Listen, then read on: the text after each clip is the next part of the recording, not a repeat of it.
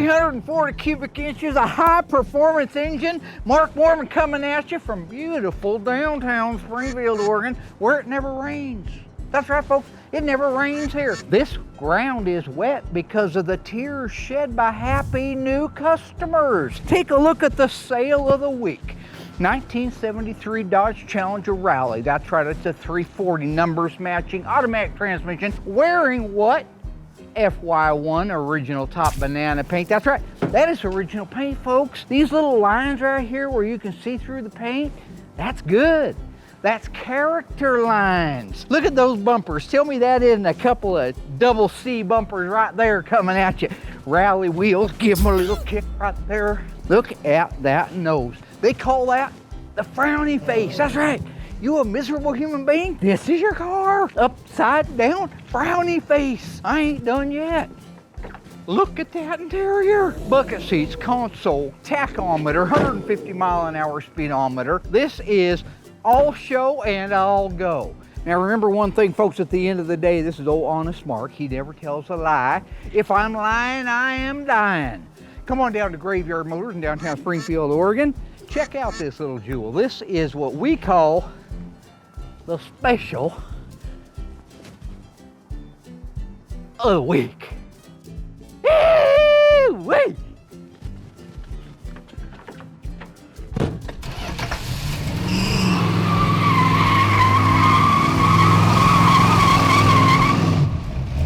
That's how you make a commercial. Beneath the fog, behind the rust, sometimes they come back. There's only one internationally recognized Mopar master, Mark Warman, joined by his friends, family, and dream team, the Ghouls. Nobody wants to take on the stuff that we take on. Reviving the past, 100% untouched survivor. resurrecting the icons of American muscle, We are the Shaolin priests of Mopar. uncovering stories, It's the baddest car we have here. and restoring dreams, The most iconic muscle car on the planet. putting cars back where they belong. On the road. Here we go. Beyond a passion, Oh, that's wild. one man's obsession with Mopar perfection. This is Graveyard Carz.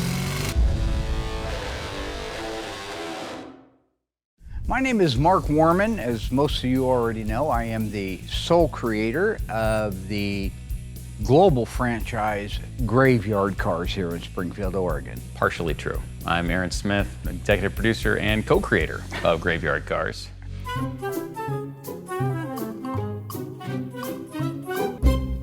After that car hits this lot, what do we do next, Aaron? Disassembly. We inventory all of the parts that are on the car, inventory the structure of the car, the condition of the car. We digitally document it in the way of either film or still photographs. I usually take my own stills. That takes us up to where we know we're okay to disassemble a car. Would that be the next thing we would do? Yes.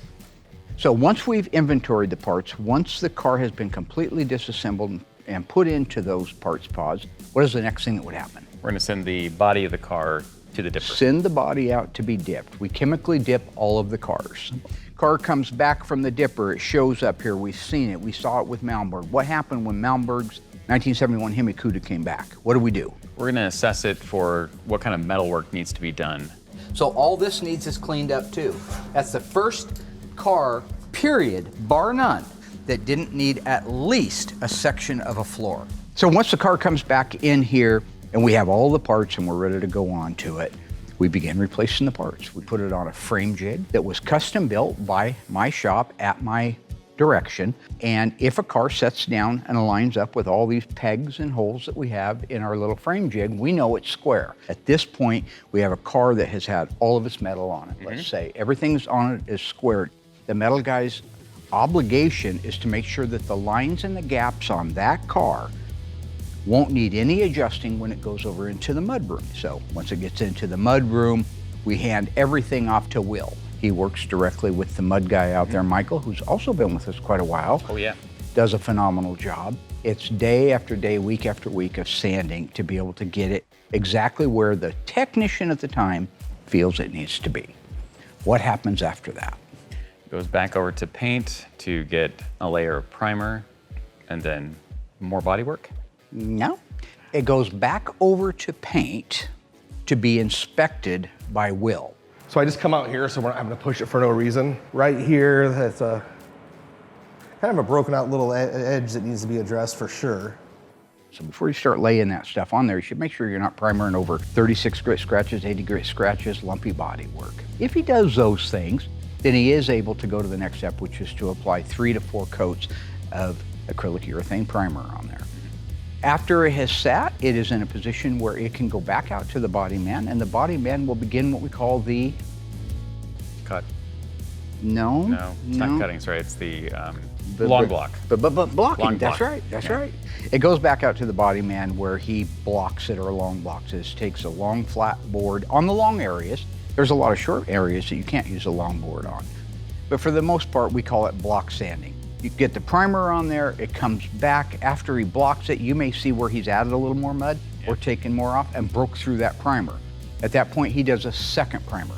Second primer is the same thing, around 3 coats of the acrylic urethane primer. Let it set for 2 weeks. Keep in mind, folks, there's still 30 cars in process, maybe more, at the same time getting the same things right on the heels of that. Goes back out to the mudroom for a second block after the primer. Once that's happened, it makes it into the paint shop where we can begin the paint process.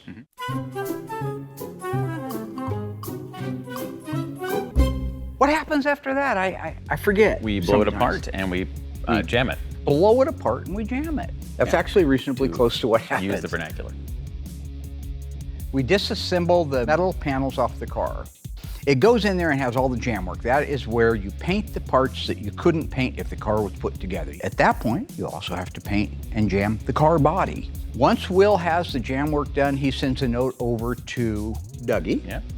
At that time, when the click goes, Doug gets the word to get the drivetrain down and get it restored and rebuilt. That takes him on an average of 4 to 6 weeks by the time we get the engine back from the engine shop. So in a perfect world, that engine, transmission, rear end, drivetrain, everything comes over here within a week or 2 of each other so that we can put the suspension underneath the car with the drivetrain in it. And why do we need to do that? Aaron Smith. To make it a roller. To make it a roller. Why does it need to be a roller as soon as possible? So we can proceed with the rest of the assembly stuff. Which would require it rolling. I was gonna go there, but I Rolling, thought that was kind sure. of implied. Part of that, Sorry. Yeah, no, well, we like to spoon feed here at Graveyard Cars. That brings you up, folks, to a car setting here, like many of them, where it has the drivetrain in it. It's sitting in the middle shop. We'll usually get glamour shots of it. All it's got is it's a beautiful red car with a beautiful drivetrain in it, but we're a long way from Tipperary. It's a long way. Oh boy. Okay. Remember that? We're doing the singing today. Yes. Coming up, My very favorite part. Mark returns to a very personal project, the engine for the tribute to his first 1969 Charger. Marky light, marky light. But will frequent trips down memory lane Ever tell you about the time old Dougie outran the police? distract them from a crucial detail? It seemed like he got real quiet there. Yeah. Find out when Graveyard Cars returns.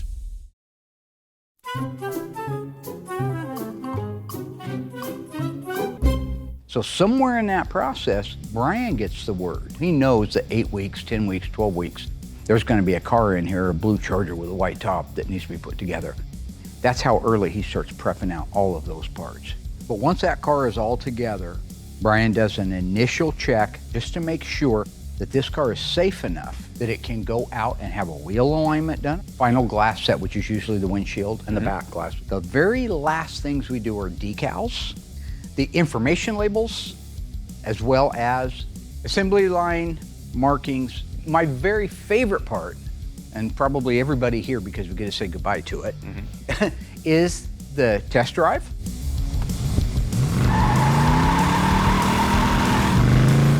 I'm looking for squeaks and leaks and rattles and bangs and oil drips. I'm looking for things that it shouldn't have if we just finished restoring the car. And I have never, ever, ever in all my life brought one back to the shop that didn't have something on it. The last steps are those final moments where Brian just goes out.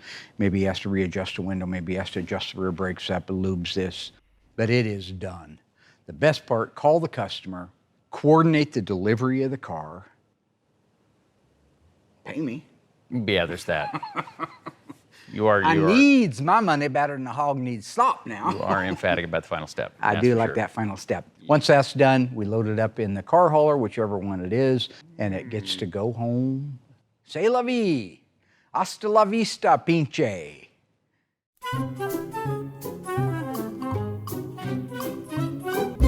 We should probably recap also that this season we've got 4 cars done. We did do 4 cars. Yeah, the blue 72 Charger. Oh yeah, beautiful car. Yeah, gorgeous color, 72 Charger, 318 automatic. Yep. 1 owner. This year we were able to deliver a EF8 green 1970 Cuda 446 barrel 4-speed car. Beautiful, beautiful numbers matching car.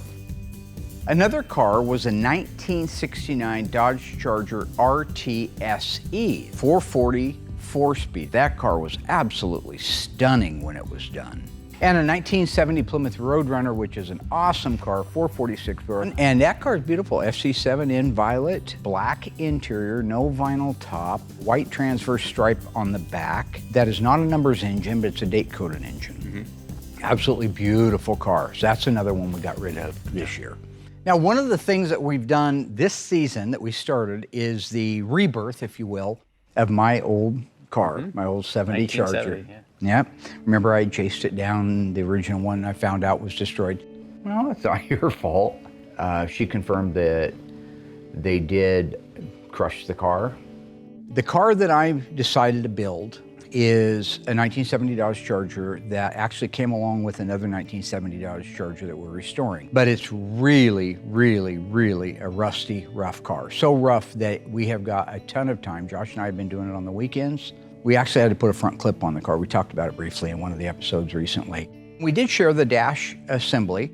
I got an original 70 dash assembly and completely restored it, built it out to the way that my dash was with the 8-track on it. I added air conditioning to it, modified the stereo to be an AM/FM Bluetooth. But the rest is everything that I ever wanted.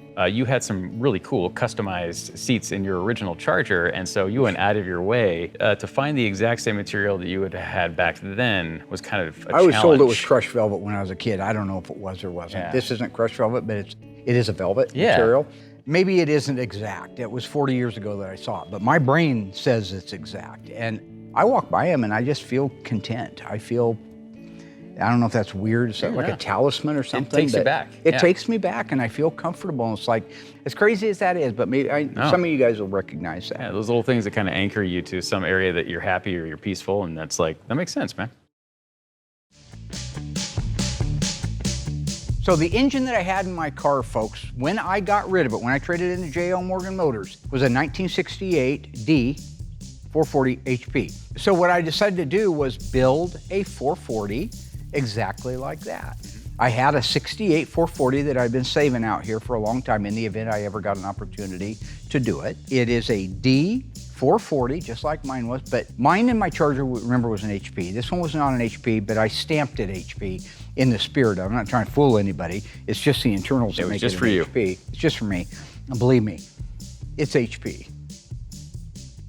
I'm taking a lot of, as Tony D'Agostino would say, liberties. Number one, I had Phillips Racecraft up out of Washington build it, did the machine work, took it 60 thousandths over. I had chose the Edelbrock E Street, like E Street band. Springsteen. Yep. When you install the E Street aluminum head, you can't use the original head bolts. If you look at the fastener they give you to use versus the original one, you could imagine that the original one, which is an 11/16 head, would never fit down in the recess provision.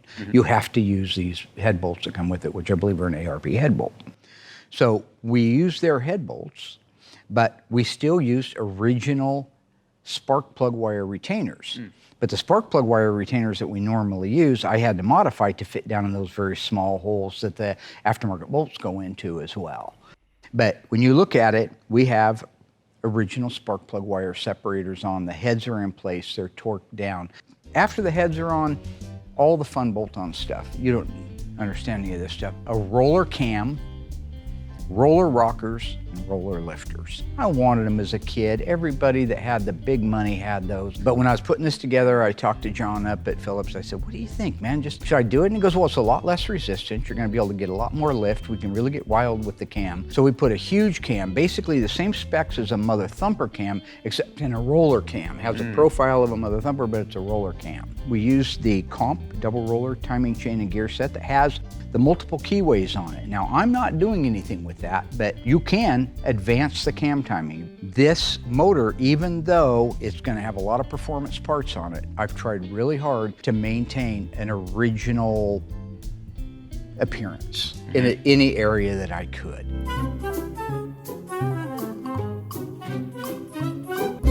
Well, these are pretty trick. We haven't done roller lifters yet, just for the record. They're pretty cool. Like, if you look at these little boogers. Okay, so installing the lifters is just like installing the lifters on a regular engine.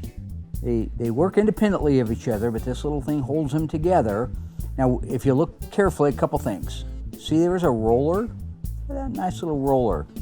That's going to ride on the camshaft. That means less friction and longer life, I would imagine. They are hydraulic. You look, you see the little hole. So the other end very clearly looks just like the top of a regular Mopar lifter. This little booger here is going to go down in there like that, fit right into it nicely.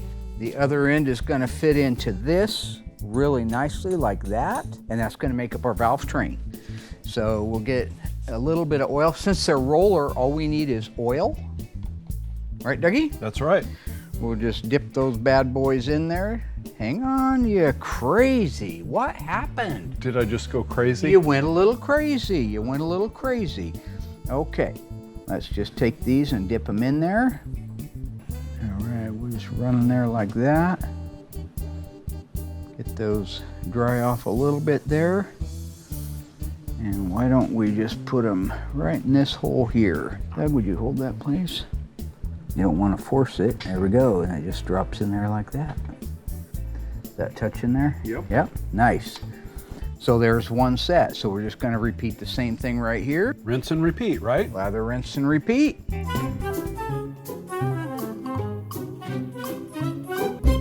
Okay, so with that, I can go ahead and put that side in. Why don't I hold that for you there, Douglas? Grab one at a time. Right in there? Give him dip, give him dip, give him dip. Make sure the arrow's pointing up. Dippity Doo, huh? Yeah, well, he hears the word dip and immediately his brain goes to the only thing apparently, which is really weird, that sounds right in there, and it's Dippity Doo. Do you know what Dippity Doo is? Part of Dippity Doo-Dah? No.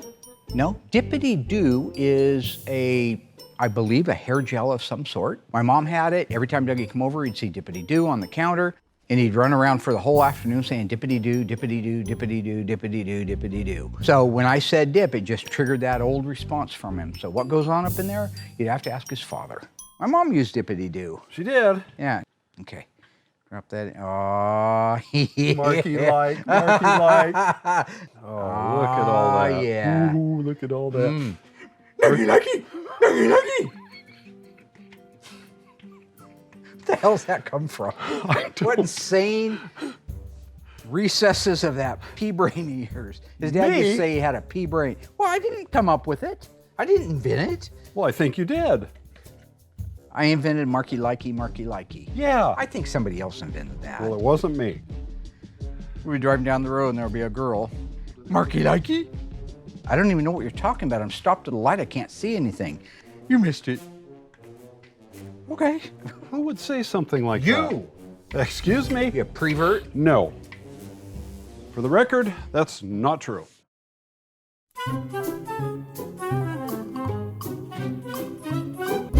I believe that it's time to put our push rods in. What do you think of that? We have all of our lifters in place. If it works right, it should go right down through that hole there into the lifter itself, just like that. The next thing to do is to install all of the push rods, all 16 push rods. After that, we'll be able to roll the rocker assembly up into place. Nice. That's a nice little setup. Boy, I'm surprised how high that lifter rides in the bore. I know. But it explains why these push rods are so short. So here now is where the train begins to come off the tracks a little bit. Never said I was a genius. Mom always said I was a borderline genius, whatever that number is. So Yeah. I'm not a genius. No, borderline. Borderline a something. genius, Yeah. yeah. The lifters riding so high in the bore should have been a real signal to me. I call it a smoke signal that said, something wrong. Because the distance between that lifter and that rocker shaft isn't going to change.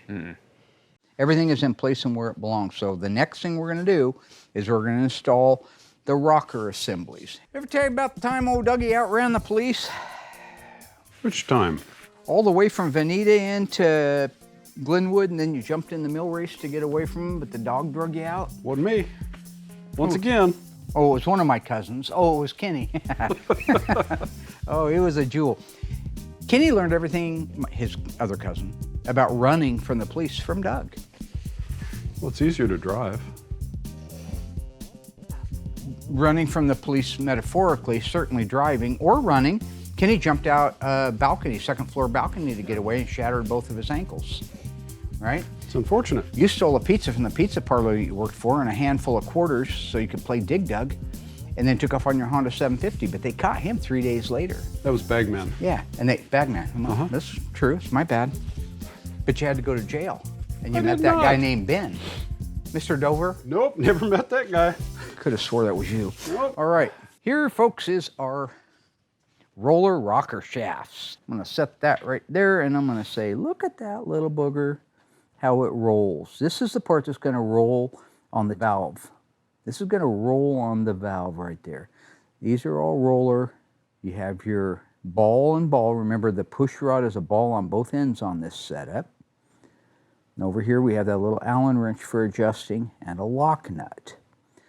The only difference here is you'll notice that we've got a stud here and a stud here. These two represent the studs. So now we're going to take these and we're going to roll them up like that, just like we installed the other ones. See if we can go high enough to get this down here and drop that right there. And then it's a matter of lining up all of our push rods. Yeah, I was going to ask you about that because it seemed like you got real quiet there. Yeah. So upon further investigation, excuse me, ma'am, upon further investigation, I couldn't help but notice that that lifter I mentioned sticking up out of the boreways is a problem. It's a problem. It turns out, in fairness and in my defense, I didn't read anything online when I bought this stuff, that you have to have a special push rod. But it turns out the push rods that I've been saying stock length push rods would work great, that's a lie. They are too long. So factory push rod is 9 1/4 inches long. Okay. After playing with it, after we cut and ruined the filming for the day, it turns out that I needed an 8 5/8 length push rod. So folks, I'm not going to be able to finish my engine this season like I had hoped, but you can bet your sweet bippy that I'm going to have that running early next season, and it's gonna be a K-schnorkeler. I got stuff on there that'll blow your mind. Still to come, Brody gets the chance to paint a 1970 Cuda belonging to one of his favorite guitarists. But what happens when he's caught exposing his father's secrets on network TV? He's getting away with so much stuff that you guys don't see. Mark reveals a unique 70 racing Cuda after his engine build is cut short. But will a surprise delivery restore his excitement in the project? What's in the box? What's in the box? What's in the box? Find out when Graveyard Carz returns.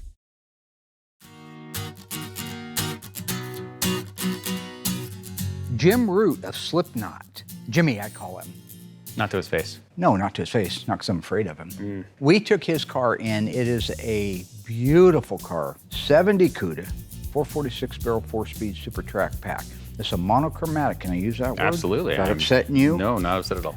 And they only had one color that came in monochromatic. And what color is that? FE5 Rally Red? Very good. Car is a beautiful car, very, very solid car, but it was hugely disappointing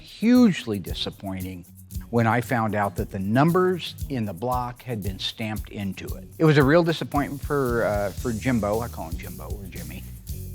But you could clearly see that the ID pad on the top, when you line it up next to it, his numbers on the left there look nothing like the font on the ones on the right. If you look at the milling marks, the 10-inch milling marks on the engine on the right, you can see that they are considerably coarser than the ones that are on the left. Go down to the VIN pad on the side of the block. Some of the different digits just do not match.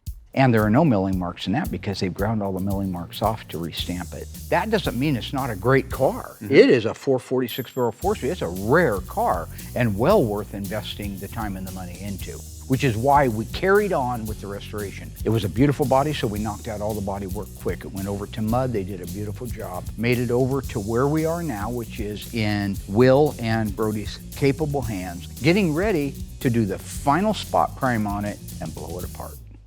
I'm doing the second prime for Mr. Roots 70 Cuda. I am a big Slipknot fan. This has been kind of like almost like a fangirl moment per se. So I didn't even realize Jim Roots' car was here. I was doing our DP90 work, and my dad was like, "Oh, do you know who this is?" I'm like, "No." He's like, "He's some guitarist from a metal band." I'm like, "Oh, what one?" He's like, "I don't know. Do your research." Now this car's been primed and blocked 3 times, but what you see on the side of that car when you look carefully are little, I call them peekaboos. There are areas where when block sanding it to that perfect look, remember you take the highs down to meet the lows, sometimes by the time you take the highs down, you break through the primer.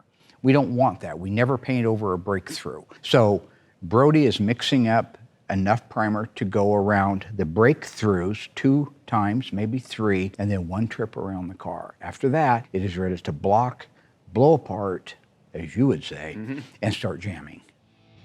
It's easier because it is a small car. It's not like the Chargers and Roadrunners and GTXs I've done. It'll be a lot quicker, which is nice, but they still gotta be meticulous with everything. In fact, I gotta be even more meticulous because my dad's eyes are starting to go bad, so I gotta make sure I can see everything that he can't. He's supposed to have glasses. He got prescribed glasses like 10 years ago and doesn't wear them. I like to see this about Brody. We can see his growth over the last couple of years, and when he's talking about the process, it's obvious that he's learning it, he's getting a mastery of it, and he's getting confident in it. But it's also the fact that his dad's not there to keep him down. Not in there right with him. He's watching over him, but he's not there coaching. When we do an interview with those two, it's like the zombie twins, right? It's hard to get anything out of them. But now look at him in there, informative, giving information out, talking about the mix. I mean, everything he's doing is with an authority. That's what happens when he gets away from his dad and he tries to borrow a branch from my tree. I'm gonna be doing the jam work for Roots car, E5 red. So that'll be exciting, and it's single stage, so make the process a lot quicker. So you're working less with your dad on this car? Yeah, I mean, he's kind of cut me loose on everything. I mean, he's still, gonna supervise and whatnot like he should, but I feel like, with all the jam work stuff, I can pretty much do on my own. I'm sure he'll definitely be looking through the window watching. He'll be waving, and then you guys will turn around for TV purposes, and he'll go from me off to the thumbs up. He's getting away with so much stuff that you guys don't see. He's not all rainbows and unicorns like he says he is.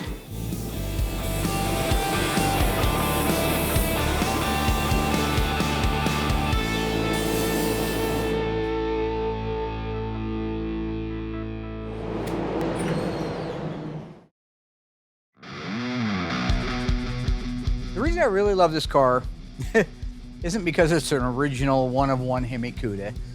It's because it's so cliche to the time period that I was racing cars and driving and fixing my car up. And boom, this era here, I think 78, somewhere in that range.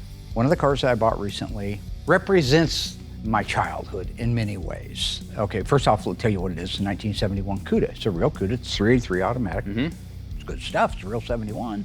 This car, back in the 70s, and up through probably very recently, was a race car. Just keep in mind, in 1978, nobody knew these cars were going to be worth a fortune. Guys wanted to drag race, both on the street and on the strip. If you wanted to go racing, you had to kind of, what we call hack one up. This is that car. If you go back and you find these old ads, Racecar, Hemi Cuda, Racecar 440, Racecar, because back when we were kids, these cars weren't worth anything. And so if you wanted to go fast at the racetrack, the one thing you had to have was the car. You didn't have to have it appear as original. This is a car that's a 1971 Cuda.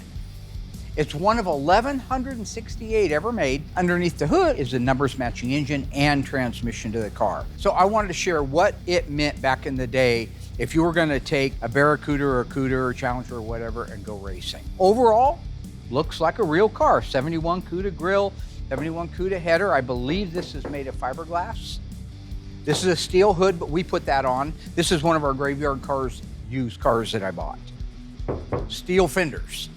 Stopping here, Cuda louvers, got our Cuda louvers, gotta have Cuda louvers. That is the end of stock. After that, everything is modified. Number one, you'll notice there's no dash inside that car. The thing I just banged on is plexiglass. Looking down the side, the door looks original, the quarter panel looks original, fair enough. You look inside, several things jump out. Again, plexiglass, all original looking main floor. Now, when you look inside this car, all the evidence of it being a race car. Let's just talk about the roll cage for a minute. It had a built-in welded-in roll cage. I think it was a 6-point roll cage, which was a requirement from NHRA if you were going to go a certain speed. There's evidence on the floors, which need to be replaced. So when we put new floors in there, like in the front, it won't have that provision because we're making it into a street car. Let's talk about what back halving a car means. Okay, we work our way down to the back end. We've got a quarter panel here. Quarter looks like a factory quarter panel, looks OEM. But notice this, how flexy that is right there. He has cut everything out of the back of this car and done what we call a back half. This guy did his own, and a lot of guys that race did their own. It's an inexpensive way to go fast. Take a look at that back end area. Everything's missing. No trunk floor extensions, no wheel houses, inner or outer. Everything's gone from in here.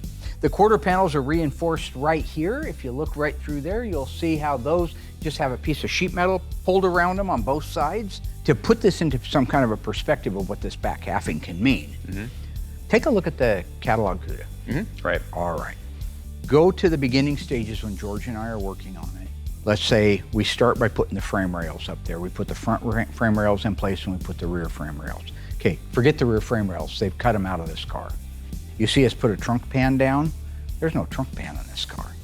The wheel houses that we painstakingly put in place, they're gone.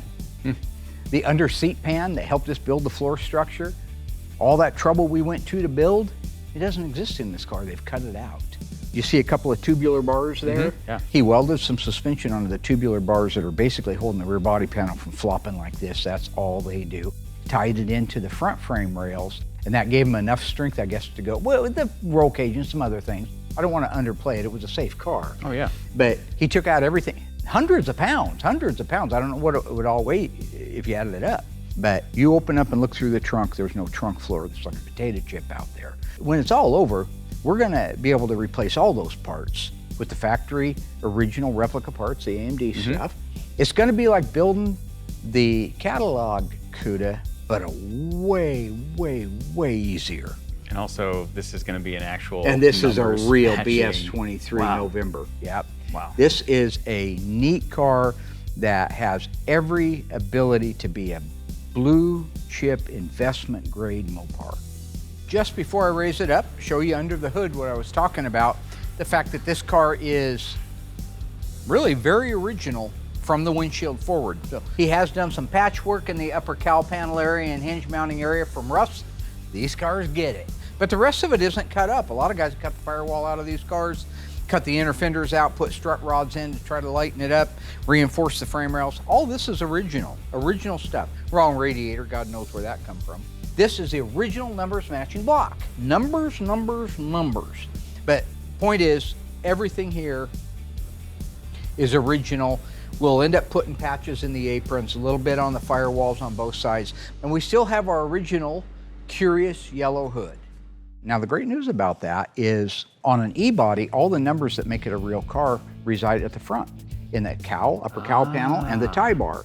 So whether you're replacing all of that sheet metal because it got cut out, and made into a race car, or whether you replace all that sheet metal because it's rotten, the results are the same. All we're doing is restoring a car that happens to have all of its original body numbers. Yeah. Better than that, the gentleman that made this into a race car that I bought it from saved the original block, original transmission, original fender tag, broadcast sheet, dash VIN, which can't be made. Oh, wow. Everything is there to build a 383 automatic 71 Cuda in one of the most popular colors, Curious Yellow. Wow. All right, so we have the original K-member and suspension. That's good. Bolted to, of course, the original frame rails. The torsion bar cross member area is savable, definitely. It's just had these, what I believe to be tow hooks welded onto the bottom of it that'll have to come off, and we'll have to clean up the cross member. With that, I'm going to let it down, move it out, we'll get it disassembled over to the dipper, bring it back, and then Josh and Shane and the guys can start assessing what metal needs to be replaced. We can get it ordered, get it installed, and start building this car back out. But a numbers matching 71 Curious Yellow 383 automatic, one of 1,168, is well worth putting the time into.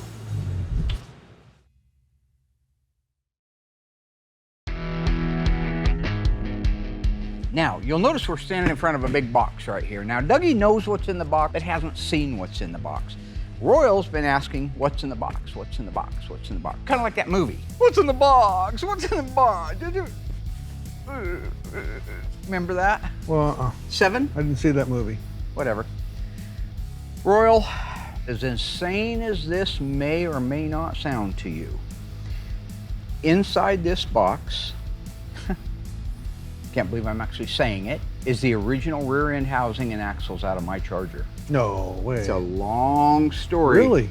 You know the car got crushed? Uh-huh. Well, the guy went back that helped me find the car that got crushed, Uh-huh. asked the people who had it, who took it in to get crushed, if by chance, for any reason, they would have had anything they took off the car. And the guy says, I got a rear end leaning up against the wall in my garage with some axles that was under that car.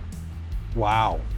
Wow, what are the I chances? took a look at the picture. It's a 70 only because these are 70 only housings. Uh-huh. It has to be the one. It has the Unilug lug nuts on it that I had on my mag wheels. Oh, wow. That I hated with a passion because they almost got me killed. So I wanted you and Doug to be here. Oh, cool. Believe it or not, I've actually built out my complete rear end. I had the whole thing built out when I, Mark Warman, discovered for the first time that the 70 position for the distribution block for the rear brakes is in a lower position than it is in 68 and 69. It would work, you just use the lines for a 68 or a 69, but you guys know me, I don't like to do that. So that got me thinking, and then I remembered that he had written me somewhere years ago saying that he thinks he's got the axle out of the car. And I had forgot all about it and I didn't care. But now I care, and I chased him down, and this is it. Oh, that's awesome. Let's see if it's in here. Dougie, cut that end open for me, old buddy. This is big stuff. I have not seen it either. It is all taped up. This is real cuts. This isn't that TV land cutting stuff. This is real. Yeah. This is the big one. There you go, Royal. Rollo, go ahead. You knock yourself out there, buddy. Ready? Open her up. We're waiting for you. Oh God, we got a lot of packaging in there. I told you this is real. Okay. Wow. We'll clean up afterwards. This is like Christmas, right? Every day. Yeah. Boy, he did a good job of packing. Oh my gosh. Folksy folksies. Wow. Holy crap. Axles and everything. Oh. Oh my gosh. I mean, this is a huge deal for you, but on a tribute car, this tiny little axle that's going to be underneath your car, not even visible, why is that a big deal? It's the only part to my original car, so that means something to me. It's kind of the same reason that the steering wheel meant something to Kimberly Cook, right? Or the shifter meant something to Murray Goodings. 69 Super Beat Johnson had the white ball instead of the wood grain ball, and things like that. When you look at that and you realize that your hands were on that rear end, your memory, thank God you have it, really transports you a little bit to that day we were out there, and things become more vivid. Memories become more vivid the more you focus on them because your brain has it all in there. It's just what it brings up. And so I see Doug and me out there with a bottle jack, getting the car off the ground, and I see us swapping it out, and it took hours. And then I see me doing the big burnout. I physically see it in my brain, as crazy as it is. So when I touch that rear end housing, to me, it is the key to the past. And it's a nothing, it's a throwaway. It's rotten, it's rusty, it's in horrible shape. That rear end is worth more to me than all the Dana 60s and every other car that's here. And for me, I think the one thing I gained from it really was a reset, folks. I bring everybody in the world's dreams back to life again. And I sit back and I think to myself, man, that really hit them hard. Man, that was really emotional. To me, I see now, even more clear than I ever did before, what these cars mean to these people. That's awesome. This is the rear end that I swapped out the third member in your Barracuda into because you didn't believe they wouldn't believe my Charger would do dualies. We call them dualies, pause traction, sure grip. They said, yeah, big old boat anchor like that's nose heavy. It's got a one-wheel drive rear end. I said, no, it'll still do a half-a-mile burnout with dualies. It doesn't matter. Well, I didn't have one, so we took the one out of Doug's 70 Barracuda and we put it in this housing right here, folks. Right smack dab there. Wow. You did a great job. Whoa. Wow. And see this hole where it's located? 68 and 69, maybe even 67, I'm not sure, is up here. This one being down like that is correct. I would have never guessed. These are the lug nuts. I touched these lug nuts 45, 50 years ago. I had unilugs on the back of it. Rusted, huh? You remember how your daddy gave you everything like the wheels and the tires? Well, I didn't have that. I had a father who had passed on. And so what I ended up doing was my best I could to get my car looking good. And I went down there to the tire store on 34th, Randy's. Wasn't it Randy's, 34th or 35th? And I bought a pair of used 14-inch, 14 by 10s. And that's what I had on the back of that car. With great big meats, I had M50 14s on the back of that car. And these are the lug nuts that held the wheels on. Wow. Check that well, side. it's a little bit rusty. Yes, it is. It's from Texas. Yep. Wow. Is that crazy? It's also how old? Yeah, it is. It's I'll have amazing. to weld the tabs on. The tabs are broken off. Man, somebody tightened that down Man, tight, didn't they? did. Wow. That's okay. There isn't anything here I can't fix with a little bit of filler and a little bit of metal work. So what do you think? There will be one original part on my car. This That's is awesome. So guys, the next time you see this housing, it'll be completely painted and reassembled with all the correct parts. Nice. Wow, the chances of that finding something like that. back on the memory of the dance we shared neath the stars above. For a moment, all the world was right. But how could I have known that you'd ever say goodbye? Is that and Garth now, Brooks? yeah, God rest his soul. I don't think I'm he's dead. glad I didn't know the way it all would end, the way it all would go. Our lives are better left to chance. I could have missed the pain, but I'd have had to miss the dance. We managed to get dancing into the episode. See ya. Cut. All right.